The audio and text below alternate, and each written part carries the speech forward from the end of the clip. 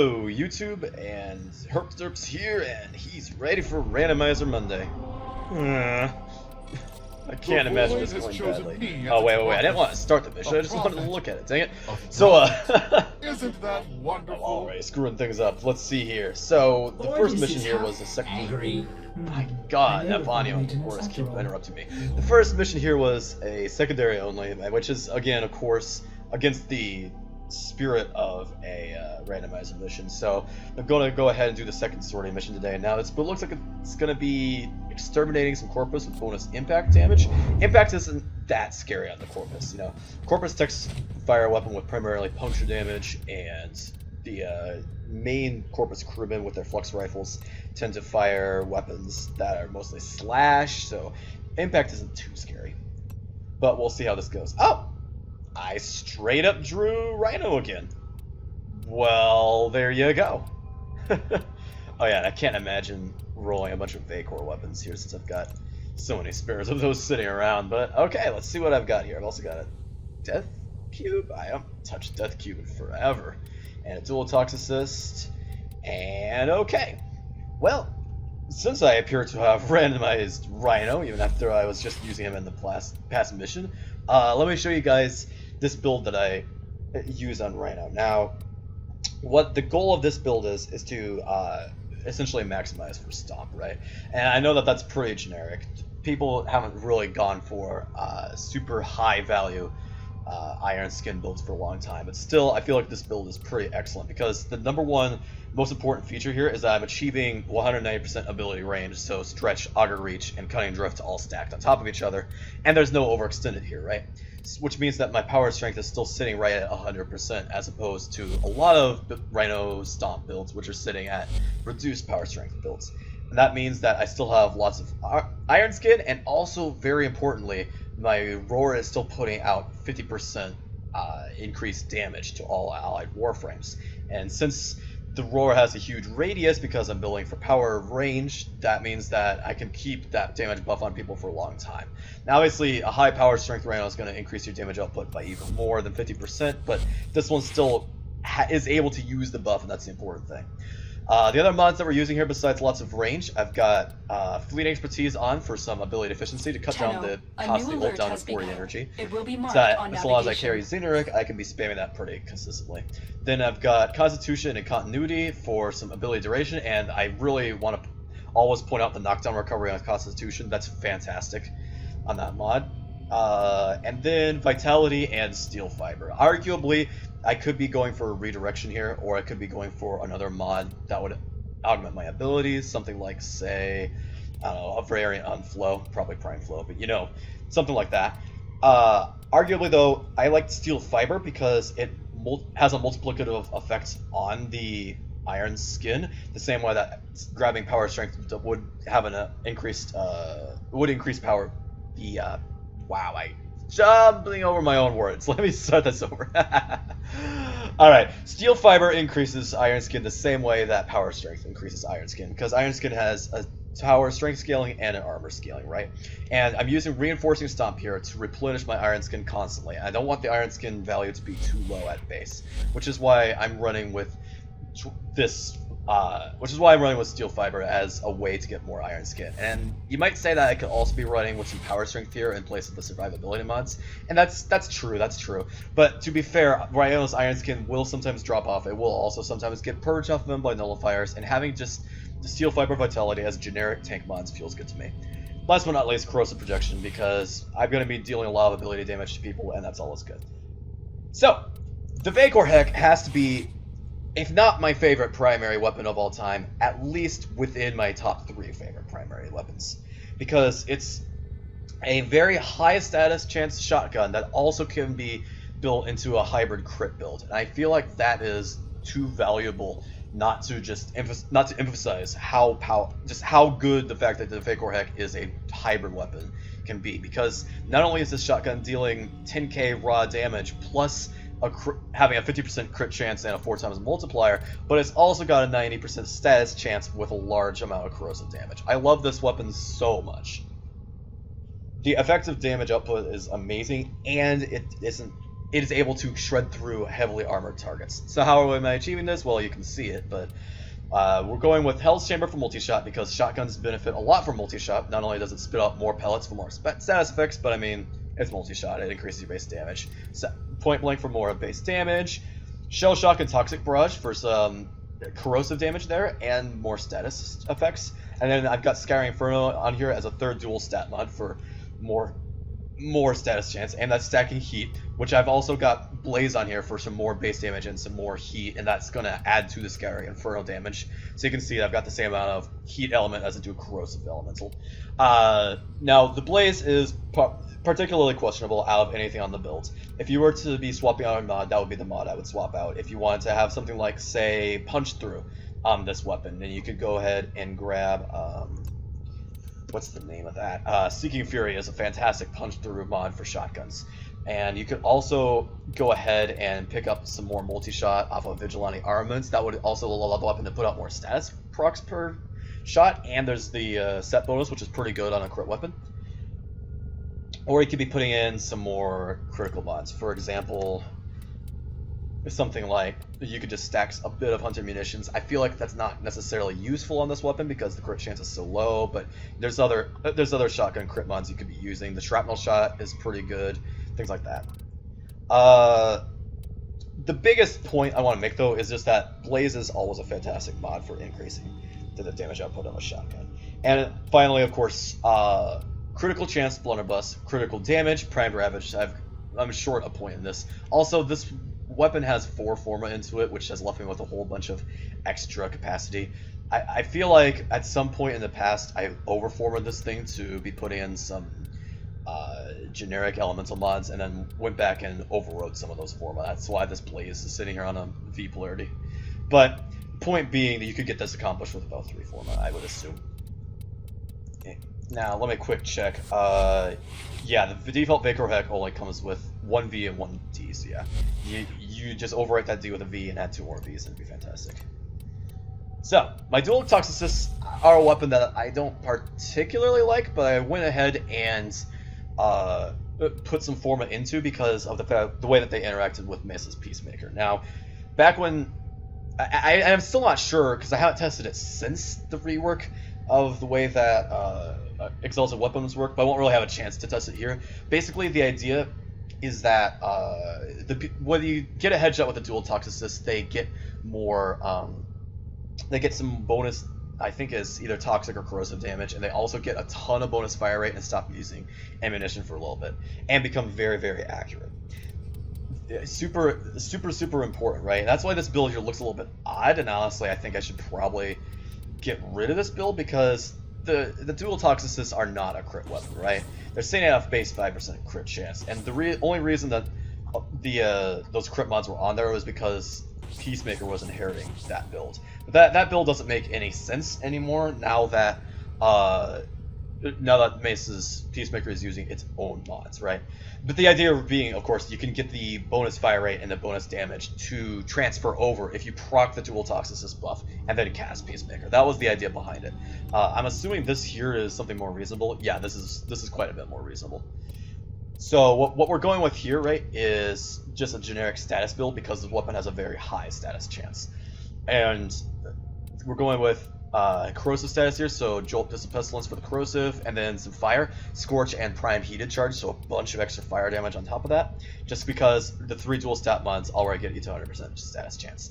Now the rest of this, Hornet Strike for base damage, Barrel Diffusion, Lethal Torrent for a bunch of multi-shot and some fire rate, and I really like to stack a ton of fire rate on my dual Toxocysts. I like to absolutely just spam the heck out of the shots, you know, just absolutely be clicking forever, so that's why I've got the Dynamic Agility on there.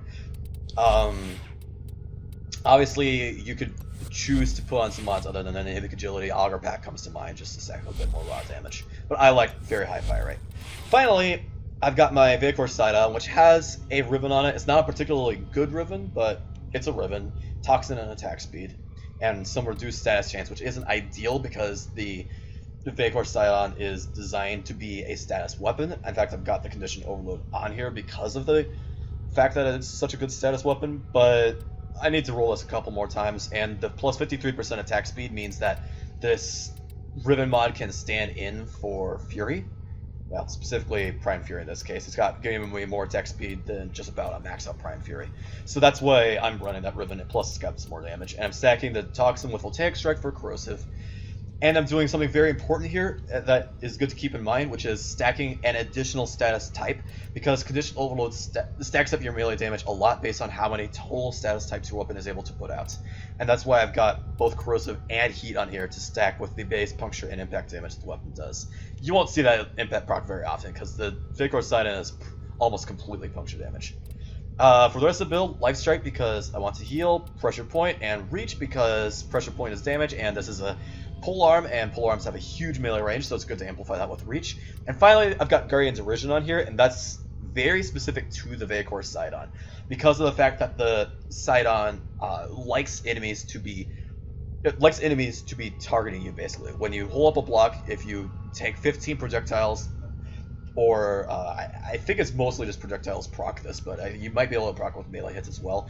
Once you block 15 hits with the Sydon, once you release the block, it releases a radial blind, the same way Excalibur's blind works, which is fantastic. Trust me, just going around, sitting around, being defensively with the block up and letting that stack up, and then going for the blind and using finisher kills on enemies is absolutely amazing. Finally, I got Shivering Blight on here. Shivering Blight's, of course, the only stance that matches the Zenurix symbol there for pole arms. I like it though. It's got a nice base combo to it. Bleeding Willow was actually the pole arm stance I particularly like, because there's a pause combo in that's very mobile and launches you all over the place. Twirling Spire I dislike because it does reduce the cleave of the generic attacks. Finally, I have no idea what's on this Death Cube. I don't use Death Cube ever.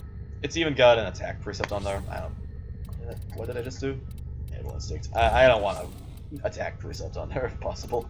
I think that's just on there because I have literally no other mods available. I guess Enhanced Vitality would be better, just because the Sentinel does need to have a bit of survivability, right? You can't just rely on Prime Region alone. Honestly, yeah, I'm gonna take that Sanctuary off there too, because I don't see the purpose of it at this point. I think I'd rather just be running Guardian's already on there. Sacrifice, that's what I need to put on here. Sacrifice, right? Yeah. Alright. I haven't touched this Sentinel in, honestly, years. I think the only thing I've done to it is I've thrown on that Prime Region to replace the old region I had sitting on the spot. But I don't think I've used this Sentinel for forever. Yeah, so here's what I'm working with here, right? Sacrifice because Sentinel res, Animal Instinct for enemy raider, I love Animal Instinct. A bit of survivability, Vacuum because every Sentinel ever can use Vacuum just to increase your drops. Vaporize is Death Cube's basic precepts. It nukes an enemy for 600 damage every so often. Not very good, but it's Death Cube. You don't get Death Cube for its precepts. You get Death Cube for the machine rifle and to watch Death Cube murder things. The Meta Ray for healing, Guardians for the shield region, and then Prime region to stack with the Enhanced Vitality. Nothing was special there. I've been talking for forever, but these are all weapons that I think are fantastic, right? I love the Vaykor Hek to death, and I think Rhino is a very strong Warframe. He can tank pretty well with the Iron Skin, and he has a ton of crowd control builds into his kit. Operator. I'm curious to see. Okay. I was curious to see if I had a spare build sitting around, but I don't appear to because of I haven't had Rhino Prime for that long. So there's definitely not a secondary build on here. See, now what I want to point out, right, is that if you're going to go for a build that is about maximizing Iron Skin, Ironclad Charge is an absolutely fantastic augment to accomplish that, because of the fact that it'll increase your armor. So you can stack Steel Fiber, Ironclad Charge, and then you can go for a ton of power strength. So mods like Blind Rage, Transient Fortitude, stacking all that kind of stuff. Obviously, I'm not going to bother completing that build, but you get the idea, right? Where once you have all those mods in there, you have an absolutely gigantic Iron Skin shield, and then the Ironclad Charge will basically double the amount of armor you have for a few seconds. And if you charge into an enemy and then immediately cast the shield, you'll have 12,000 or more shields, possibly more. But if you if you hit multiple enemies with Rhino charges, then you can get the Iron Skin to be in the range of 20,000 HP, and that's just absolutely insane. That's not the build I want to use because obviously I'm just demonstrating that. Apologies for that side note. I wanted to talk about that more when I was first introducing Rhino to the discussion, but I forgot about it. Hopefully this shouldn't be too bad. Vaykor Hek is a very strong weapon, and none of these weapons is limited by the enemy's resistance to impact damage they're going to have, because of their, when the enemies get bonus physical damage, they also gain resistance to physical damage in general, and in particular the variety of physical damage that is currently being buffed with it. Yeah. That weapon right there, the flux rifle, it doesn't do very much in terms of... Doors are locked. Time to break in. Not puncture damage. What do they have? Impact? It doesn't deal very much in terms of impact damage. Now you may notice, right, that my Iron Skin has been depleted about halfway, but a single Rhino Stomp should do a lot towards replenishing it. And that's the important thing to understand, right, is that when Rhino Stomp has this much range, and can hit that many enemies, it does a fantastic job of refreshing the Iron Skin, and that's why I'm not too worried about having it be more than just, the steel fiber and the base amount of power strength are more than enough HP, so long as it's not getting blown off me in a single hit.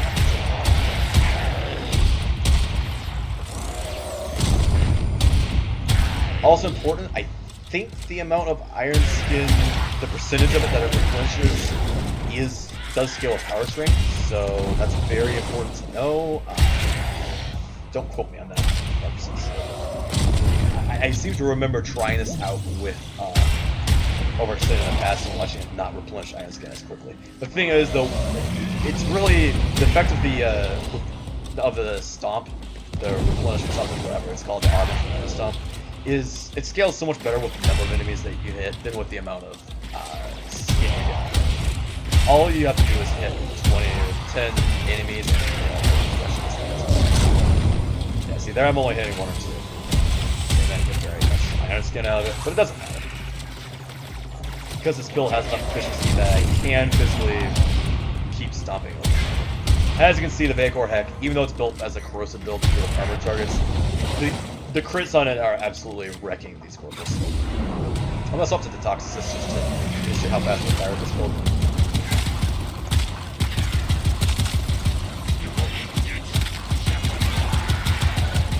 I believe you can refresh the duration of buff nowadays too. These are first release. Every time you got a headshot, you would have to just make sure that you're getting a secondary headshot at the end of the buff. Oh my word! I didn't realize I was out of Iron Skin. And here's the reason why I don't feel like Rhino is a true tank, because the instant the Iron Skin runs out, it's not that tanky.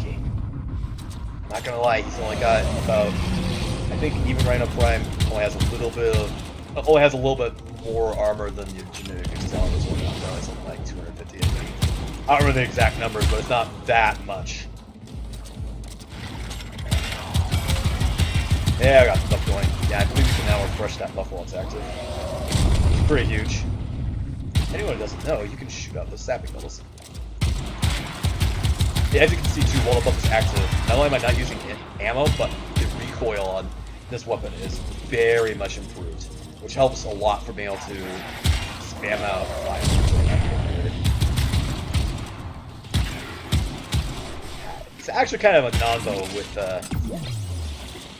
Rhino Stomp here, because Rhino Stomp tends to flip enemies over, make it a little bit difficult to shot them. Pull up the side, of course.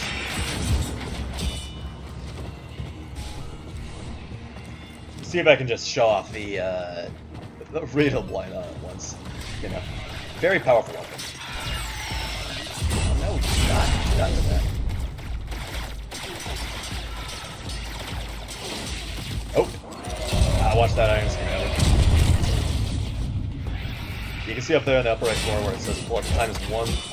I'll point out again. That's counting up the counter for how many hits it's blocked, so you know when the radar blind is ready.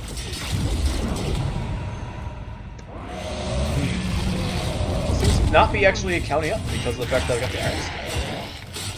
That's a bit bit awkward, I suppose. See, if I'm blocking hits, but the hits aren't dealing any damage to me, then I would think it should still count up the counter. Yeah, you can hear it. I hear it blocking hits, I just don't want to really sit there. There's 4 hits, but it's not stacked up anymore because the Rhino's going to be on money. We've been locked out. It's very awkward. Let's override the security. Alright, looks like I'm not really going to get the opportunity to show that to you guys.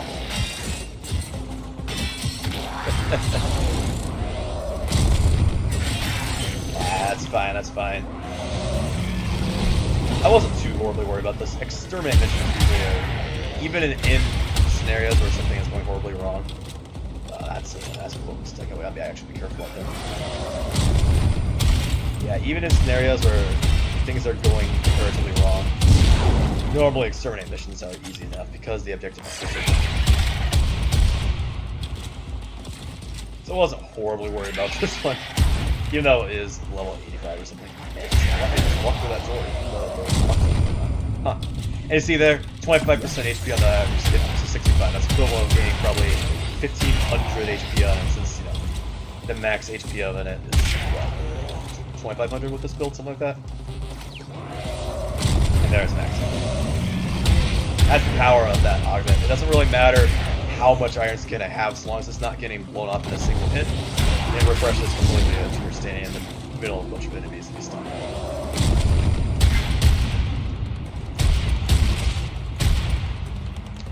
Rhino is a particularly safe one. He has amazing crowd control tool in Rhino Stomp. He's got some mobility to him, and he's also got the shield to sit around and just base tank some damage. I feel like if it wasn't for me deliberately horsing around and not paying attention to my Rhino skin earlier, that wouldn't have been. But that's all right. That's all right. Wonder if I can walk through the door over here. No, but there is a console. Yep. Roar. Hey! I think I just watched Death Cube kill an enemy. Huh. I expect that to happen very commonly. That door's locked, okay. Didn't know how long I was going to get to walk through the mission without that happening. Override successful. Let's get going.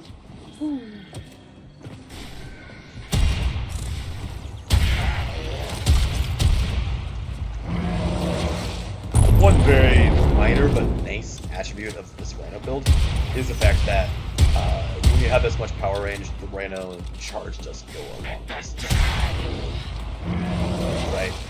I can probably charge from this side, outside, yeah. That's roughly this is very nice attack. That plus the fact that ragdolls enemies makes it very nice ability tool. Not very useful on Jupiter because of the fact that most of the tiles here are so cramped. There's a couple tiles on this map that aren't bad. You know, nothing good to show about. Anyways, I will not keep on Excellent work, jabbering into the microphone. Thank you all for watching. Randomizer Monday, Herpster, signing out.